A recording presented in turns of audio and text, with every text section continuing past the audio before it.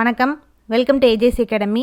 இன்றைக்கி இந்த கிளாஸில் நம்ம என்ன பார்க்க போகிறோன்னா டிஎன்பிஎஸ்சி ஜேடிஓவில் engineering mechanics and mechanics of structure. So அந்த யூனிட்டில் நம்ம 1000 பாயிண்ட்ஸ் பற்றி தான் இந்த கிளாஸில் நம்ம பார்க்க போகிறோம். ஸோ இன்றைக்கி அடுத்த 50 பாயிண்ட்ஸ் பற்றி பார்க்கலாம். ஸோ கிளாஸ்க்கு போகலாம். ஃபஸ்ட்டு பாயிண்ட், ஸோ ஒரு சிம்பிளி சப்போர்ட்டட் பீமில் பார்த்தோன்னா யூனிஃபார்ம்லி வேரியிங் லோடு ரெண்டு எண்டில் ஜீரோலேருந்து ஆக்ட் ஆகுது. ஸோ இந்த எண்ட்லேயும் ஜீரோலேருந்து ஆரம்பித்து அப்படியே கொஞ்சம் கொஞ்சமாக சென்டரில் பார்த்தோன்னா டபிள்யூ பெர் யூனிட் லென்த்தில் இந்த லோடு ப்ரெசென்ட் ஆகிருக்குது. ஸோ அது ஒரு simply supported beam, uniformly varying load ரெண்டு எண்ட்லேயும் ஜீரோலேருந்து ஆரம்பிக்குது. ஸோ அதோட shear force diagram, bending moment diagram என்ன அப்படின்றது பார்க்கலாம். ஸோ இதோட ஷியர் ஃபோர்ஸ் வேல்யூ ஏ பாயிண்டில் என்னன்னு பார்த்தோன்னா WL/4, பியில் shear force value WL/4. So இந்த VDL சிம்பிளி சப்போர்ட்டட் பீமில் VDL சென்டரில் ப்ரெசென்ட் ஆகிருக்கும் போது ரெண்டு எண்ட்லேயும் ஜீரோ, சென்டரில் W ப்ரெசென்ட் ஆகிருக்கும் போது அந்த மாதிரி கண்டிஷனில் மேக்ஸிமம் பெண்டிங் மொமெண்ட் வேல்யூ என்னென்னு பார்த்தோன்னா WL²/12. அடுத்த பாயிண்ட், ஸோ இந்த சிம்பிளி சப்போர்ட்டட் பீமில் VDLக்கு இந்த ஷியர் ஃபோர்ஸ் டயக்ராம் எந்த லா பேஸ் பண்ணியிருக்கோன்னு பார்த்தோன்னா பேரபோலிக் லா பேஸ் பண்ணியிருக்கோம்.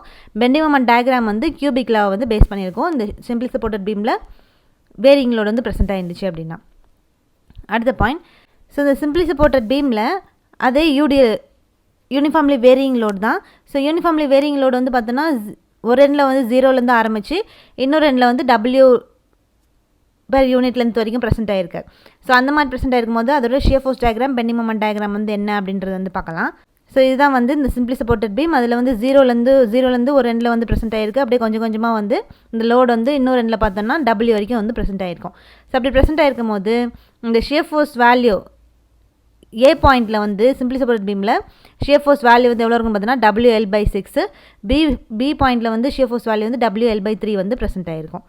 நெக்ஸ்ட் பாயிண்ட், இப்போ ஷியர் ஃபோர்ஸ் டயக்ராம் இந்த கண்டிஷனை பொறுத்த வரைக்கும், ஸோ சிம்பிளி சப்போர்ட்டட் பீம் ஜீரோலேருந்து ஒரு பாயிண்டில் ஏ பாயிண்டில் ஜீரோவாகவும் பி பாயிண்டில் W வேரியிங் லோடில் ப்ரெசென்ட் ஆகிருக்கும் போது அதோட ஷியர் ஃபோர்ஸ் டயக்ராம் எந்த லா பேஸ் பண்ணிருக்குன்னு பார்த்தோன்னா பேரபோலிக் லா பேஸ் பண்ணியிருக்கும். Bending moment diagram cubic law base பண்ணியிருக்கும். நெக்ஸ்ட் பாயிண்ட், ஸோ இந்த பாயிண்ட் ஆஃப் கான்ட்ராஃப்ளெக்ஷனை இன்னொரு நேமில் நம்ம எப்படி சொல்லலாம்னா பாயிண்ட் ஆஃப் இன்ஃப்ளெக்ஷன் அப்படின்னு சொல்லி டினோட் பண்ணலாம். நெக்ஸ்ட்டு, ஸோ ஒரு பீமில் இப்போ கப்பல் ப்ரெசென்ட் ஆகிருக்குது. ஸோ ஒரு பீமில் ஒரு கப்பல் ப்ரெசென்ட் ஆகிருக்கும் போது அந்த பீமில் என்ன நடக்கும் அப்படின்னு பார்த்தோன்னா, ஸோ இந்த கப்பல் சேஞ்ச் ஆகிறதுனால, கப்பல் ப்ரெசென்ட் ஆகிருக்கனால அங்கே என்ன மட்டும்தான் இருக்குன்னு பார்த்தோன்னா பெண்டிங் மொமெண்ட் மட்டும்தான் அந்த செக்ஷனில் ப்ரெசென்ட் ஆகிருக்கும். ஸோ இந்த கப்பல் சேஞ்ச் ஆகிறதுனால பெண்டிங் மொமெண்ட் மட்டும்தான் கிரியேட் ஆகுது. ஸோ அது எதுக்கு ஈக்குவலாக இருக்குன்னு பார்த்தோன்னா, ஸோ அந்த கப்பலுக்கு ஈக்குவலாக ப்ரெசென்ட் ஆகிருக்கும். கிரியேட் ஆகக்கூடிய பெண்டிங் மொமெண்ட் எதுக்கு ஈக்குவலாக இருக்குன்னா அந்த ஏற்கனவே பீமில் இருக்கக்கூடிய கப்பலுக்கு ஈக்குவலாக ப்ரெசென்ட் ஆகிருக்கும். பட் ஆனால் அந்த கப்பலில் ஷியர் ஃபோர்ஸில் எந்த ஒரு சேஞ்சஸும் ப்ரெசென்ட் ஆகிருக்காது. அது ஏன் அப்படின்னு பார்த்தோன்னா, கப்பல்னால லோடில் எந்த சேஞ்சஸும் இருக்காது. லோடில் எந்த சேஞ்சஸும் இல்லாதனால அங்கே shear force value so shear force கப்பலில் எந்த சேஞ்சும் ஆகாது. பட் ஆனால் அந்த கப்பலில் எதனால மட்டும் சேஞ்சஸ் நடக்கும்னு பார்த்தோன்னா, கப்பல் சேஞ்சஸ்னால என்ன நடக்குதுன்னு பார்த்தோன்னா பெண்டிங் மொமெண்ட் மட்டும்தான் கிரியேட் ஆகுது. ஷியர் ஃபோர்ஸ் அங்கே எந்த ஷியர் ஃபோர்ஸில் எந்த சேஞ்சஸும் இருக்காது.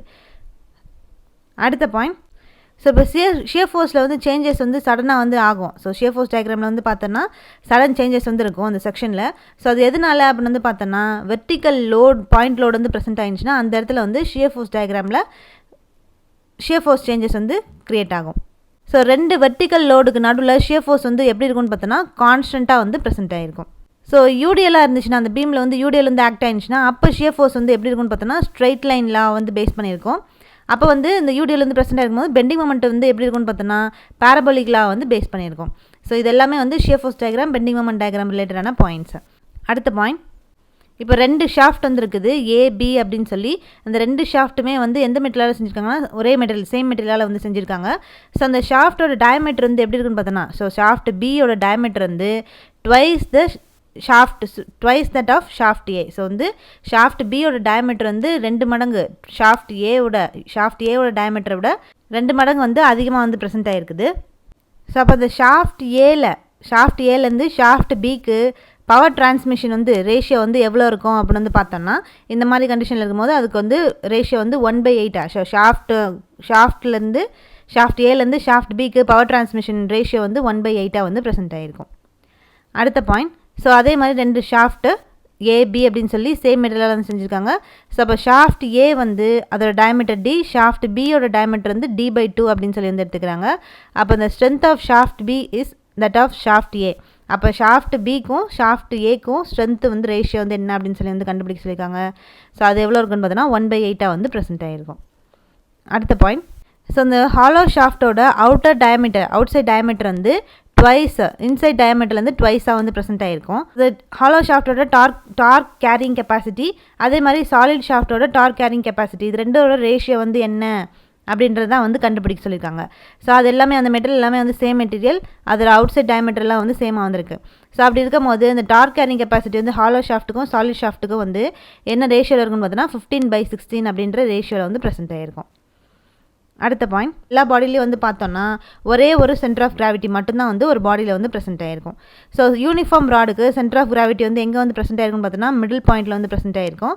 ஸோ ரெக்டாங்கிள் இல்லாட்டி பேரலோகிராமில் வந்து சென்டர் ஆஃப் கிராவிட்டி வந்து எந்த பாயிண்ட்டில் வந்து ப்ரெசென்ட் ஆகிருக்கும்னா டயக்னல்ஸ் வந்து எந்த இடத்துலேருந்து இன்டர்செக்ட் ஆகுதோ அந்த பாயிண்ட்டில் தான் வந்து இந்த ரெக்டாங்கிள் ஆர் பேரலோகிராமோட சென்டர் ஆஃப் கிராவிட்டி வந்து அந்த பாயிண்ட் வந்து ப்ரெசென்ட் ஆகிருக்கும்.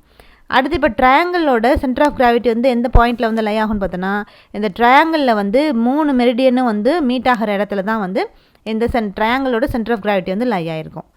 நெக்ஸ்ட் பாயிண்ட், ஸோ இந்த செமி சர்க்கிளோட சென்டர் ஆஃப் கிராவிட்டி வந்து எங்கே வந்து லை ஆகும்னு பார்த்தோன்னா அந்த பேஸ்லேருந்து பார்க்கும்போது 4r/3π அப்படின்ற டிஸ்டன்ஸில் இந்த செமி சர்க்கிளோட சென்டர் ஆஃப் கிராவிட்டி வந்து லை ஆகிருக்கும்.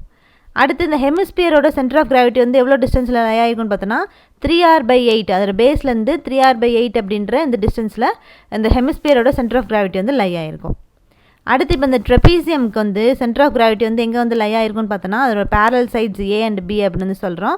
ஸோ சைட்லேருந்து பார்க்கும்போது அது எந்த டிஸ்டன்ஸில் லை ஆகிருக்குன்னு பார்த்தோன்னா h/3 × 2a + 3 / a + b அப்படின்ற இந்த டிஸ்டன்ஸில் தான் இந்த ட்ரெபீசியத்தோட சென்டர் ஆஃப் கிராவிட்டி வந்து லை ஆகிருக்கும்.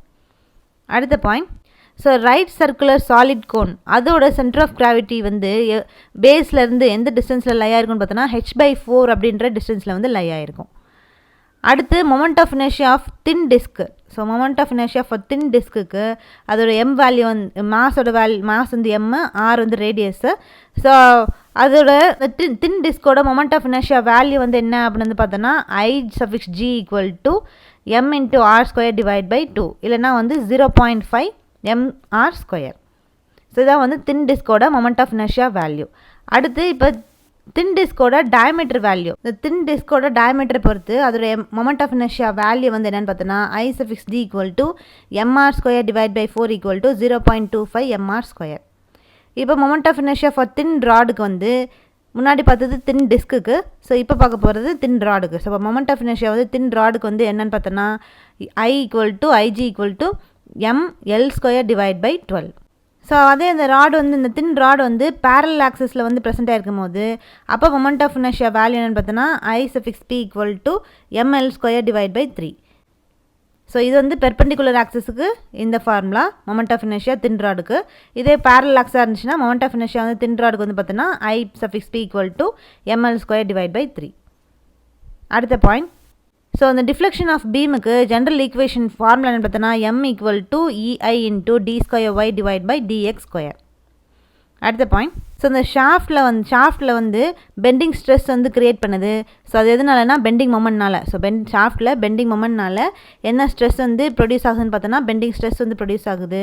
ஸோ இப்போ இந்த பெண்டிங் ஸ்ட்ரெஸ் ஃபார்முலா வந்து σb = 32m / πd³. ஸோ இதான் வந்து பெண்டிங் ஸ்ட்ரெஸ்ஸோட ஃபார்முலா. அடுத்த பாயிண்ட், ஸோ இந்த ட்விஸ்டிங் மொமெண்ட்னால ஷாஃப்ட்டில் வந்து ஷியர் ஸ்ட்ரெஸ் வந்து ப்ரொடியூஸ் ஆகுது. அப்போ அந்த ஷியர் ஸ்ட்ரெஸ் டவ் ஃபார்முலா என்னென்னு பார்த்தோன்னா τ = 16t / πd³. Next, so solid ஷாஃப்ட்டுக்கு வந்து maximum normal stress value formula என்னென்னு பார்த்தோன்னா σb max = 16 / πd³ × m + √m² + t². இது வந்து சாலிட் ஷாஃப்ட்டுக்கு மேக்ஸிமம் நார்மல் ஸ்ட்ரெஸ் வேல்யூ. இதே வந்து சாலிட் ஷாஃப்ட்டுக்கு வந்து மினிமம் நார்மல் ஸ்ட்ரெஸ் ஃபார்முலான்னு பார்த்தோன்னா σb minimum = 16 / πd³ × m - √m² + t². அடுத்து இப்போ சாலிட் ஷாஃப்ட்டுக்கு வந்து மேக்ஸிமம் ஷியர் ஸ்ட்ரெஸ் ஃபார்முலா, அதுக்கு ஃபார்முலான்னு பார்த்தோன்னா τmax = 16 / πd³ × √m² + t². அடுத்த பாயிண்ட். ஸோ ஹாலோ ஷாஃப்ட்டுக்கு வந்து எக்ஸ்டர்னல் டயமீட்டர் வந்து D, internal diameter small d. அப்போ அதோட மேக்ஸிமம் நார்மல் ஸ்ட்ரெஸ் ஃபார்முலான்னு பார்த்தோன்னா sigma b max equal to 16D divide by pi into D⁴ minus small D⁴ into M plus root M square plus T square. அடுத்து hollow ஷாஃப்ட்டுக்கு வந்து external diameter D, internal diameter small d, minimum equal to max இல்லை minimum normal stress இது. So hollow ஷாஃப்ட்டுக்கு வந்து முன்னாடி பார்த்தது maximum normal stress formula.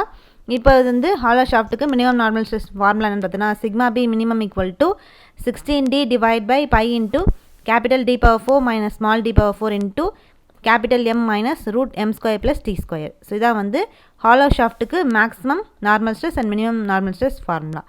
அடுத்து இப்போ ஹாலோ ஷாஃப்ட்டுக்கு வந்து மேக்ஸிமம் ஷியர் ஸ்ட்ரெஸ் ஃபார்முலா என்ன அப்படின்னு வந்து பார்த்தோம்னா tau max equal to 16D divide by pi into capital D⁴ minus small D⁴ into root M square plus T square. So இது வந்து இந்த ஃபார்முலாஸ் எல்லாமே ரொம்ப முக்கியம்.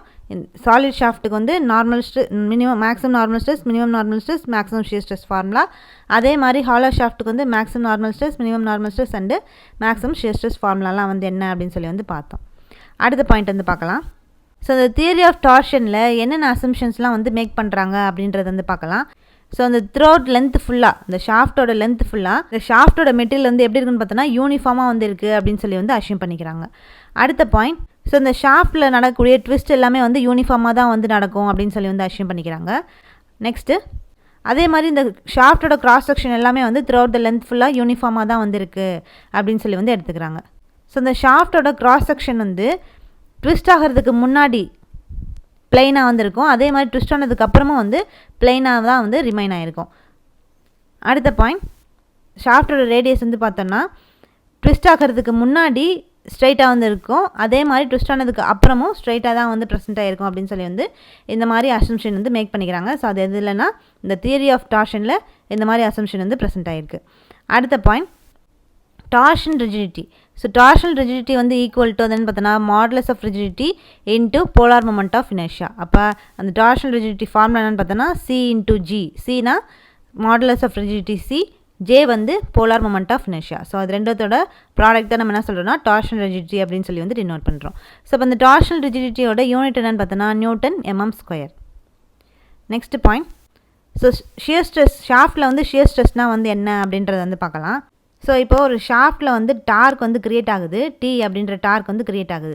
டார்க் வந்து கிரியேட் ஆகும்போது இந்த ஷாஃப்ட்டில் இருக்கக்கூடிய மெட்டீரியல் வந்து என்ன ப்ரொடியூஸ் பண்ணுதுன்னு பார்த்தோன்னா இந்த டார்க்கை வந்து ரெசிஸ்ட் பண்ணுறதுக்காக ஒரு ஸ்ட்ரெஸ்ஸை வந்து கிரியேட் பண்ணுது. ஸோ அந்த ஸ்ட்ரெஸ்ஸை தான் நம்ம என்ன சொல்கிறோன்னா ஷியர் ஸ்ட்ரெஸ் அப்படின்னு சொல்லி வந்து டினோட் பண்ணுறோம். ஸோ பொதுவாகவே வந்து இந்த டார்க்கு ட்விஸ்ட் எல்லாமே வந்து எதில் நடக்கும்னா ஷாஃப்ட்டில் வந்து நடக்கும். அப்படி இந்த ஷாஃப்ட்டில் வந்து டார்க் வந்து கிரியேட் ஆகும்போது அந்த மெட்டீரியல், இந்த ஷாஃப்ட்டோட மெட்டீரியல் வந்து என்ன ப்ரொடியூஸ் பண்ணணும்னா இந்த டார்க்கை வந்து ரெசிஸ்ட் பண்ணுற விதமாக ஒரு ஸ்ட்ரெஸ் வந்து டெவலப் பண்ணோம். ஸோ அந்த ஸ்ட்ரெஸ் தான் நம்ம வந்து ஷியர் ஸ்ட்ரெஸ் அப்படின்னு சொல்லி வந்து டினோட் பண்ணுறோம். அடுத்தது டார்க்னா வந்து என்ன அப்படின்றத வந்து பார்க்கலாம். ஸோ இந்த ஷாஃப்ட்டில் வந்து ஸோ இந்த கிரியேட் ஆகக்கூடிய எனர்ஜியை வந்து எதில் ட்ரான்ஸ்மிட் பண்ணுவாங்கன்னு பார்த்தோன்னா இந்த ஷாஃப்ட்டில் தான் வந்து ட்ரான்ஸ்மிட் பண்ணுவாங்க. ஸோ இந்த மிஷின்ஸில் கிரியேட் ஆகக்கூடிய எனர்ஜி வந்து இந்த ஷாஃப்ட்டில் வந்து ட்ரான்ஸ்மிட் பண்ணுவாங்க. அப்படி ட்ரான்ஸ்மிட் பண்ணும்போது அந்த ஷாஃப்ட்டில் வந்து என்னென்னா ஒரு டேர்னிங் ஃபோர்ஸ், Pன்ற ஒரு டேர்னிங் ஃபோர்ஸ் வந்து அப்ளை பண்ணுவாங்க. ஸோ இந்த ஷாஃப்ட்டில் வந்து எனர்ஜியை வந்து ட்ரான்ஸ்மிட் வந்து பண்ணணும் அப்படின்னா அந்த ஷாஃப்ட்டில் வந்து என்ன அப்ளை பண்ணுறாங்கன்னா ஒரு டேர்னிங் ஃபோர்ஸ், Pன்ற டேர்னிங் ஃபோர்ஸ் வந்து அப்ளை பண்ணுறாங்க. அந்த டேர்னிங் ஃபோர்ஸ்னால வந்து என்ன ப்ரொடியூஸ் ஆகுதுன்னு பார்த்தோன்னா மொமெண்ட் வந்து ப்ரொடியூஸ் ஆகுது இந்த ஷாஃப்ட்டில். அந்த ப்ரொடியூஸ் ஆகக்கூடிய மொமெண்ட்டை தான் நம்ம என்ன சொல்கிறோன்னா டார்க் அப்படின்னு சொல்லி வந்து டினோட் பண்ணுறோம். ஸோ இதான் வந்து ஷியர் ஸ்ட்ரெஸ்னால் வந்து என்ன, டார்க்னால் வந்து என்ன அப்படின்றத வந்து பார்த்தோம். அடுத்து turning moment. So turning moment அப்படின்றது so T equal to P into 2R. Turning moment வந்து T, P வந்து turning force P into 2 into R வந்து ரேடியஸ். ஸோ டார்க் வந்து எப்படி டினோட் பண்ணுறாங்கன்னா Tன்ற சிம்பிள் வந்து டினோட் பண்ணுறாங்க. ஸோ இப்போ இந்த டார்க்கோட யூனிட் வந்து நியூட்டன் மீட்டர் இல்லாட்டி கிலோ நியூட்டன் மீட்டர். ஸோ இப்போ இன்னைக்கு கிளாஸில் நம்ம வந்து TNPC JDOவில் engineering mechanics and mechanics of ஸ்ட்ரக்சரில் வந்து 50 பாயிண்ட்ஸ் நம்ம வந்து கம்ப்ளீட் பண்ணியாச்சு. ஸோ நெக்ஸ்ட் கிளாஸில் நம்ம அடுத்த பாயிண்ட்ஸோட உங்களை வந்து பார்க்கலாம். தேங்க்யூ.